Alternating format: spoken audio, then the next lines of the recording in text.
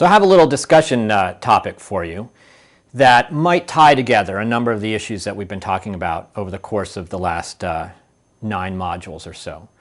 So we've been talking about uncertainty. Well, let's think about uncertainty. There's some issues that we're facing right now that involve a fair amount of uncertainty. We anticipate substantial changes to the environment over the coming decades through climate change.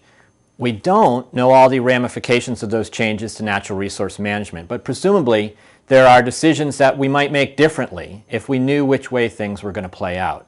So what I'm thinking of is that these climate forecasts that we have, that we get from the climate scientists, have a fair amount of uncertainty. You know, there are some of the models that say the atmospheric conditions are going to change in one direction, some say it's going to change in another.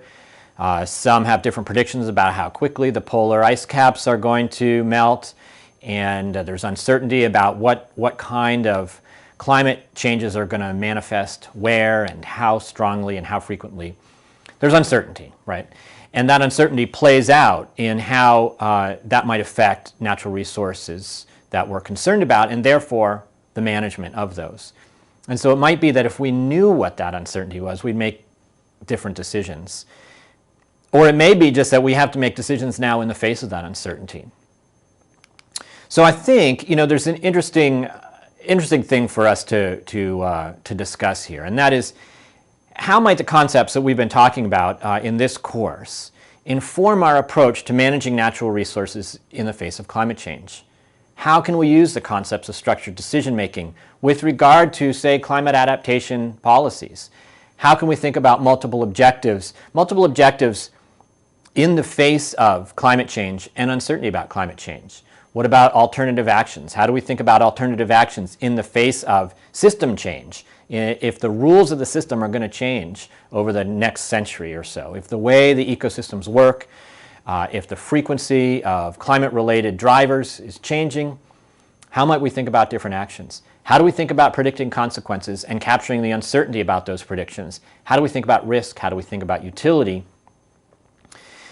So anyway, I'm not sure how to do this here, but I guess what I'm challenging you to do is to maybe sit down with the folks you're taking this course with, or maybe even with people in your office, just over lunch or at happy hour sometime, just to have a conversation and say, hey, how do these ideas about structured decision making and all of these sort of tools, these decision analytical tools, how might we think of those in a case where the thing that we're managing, the natural resources that we're managing, are changing over time?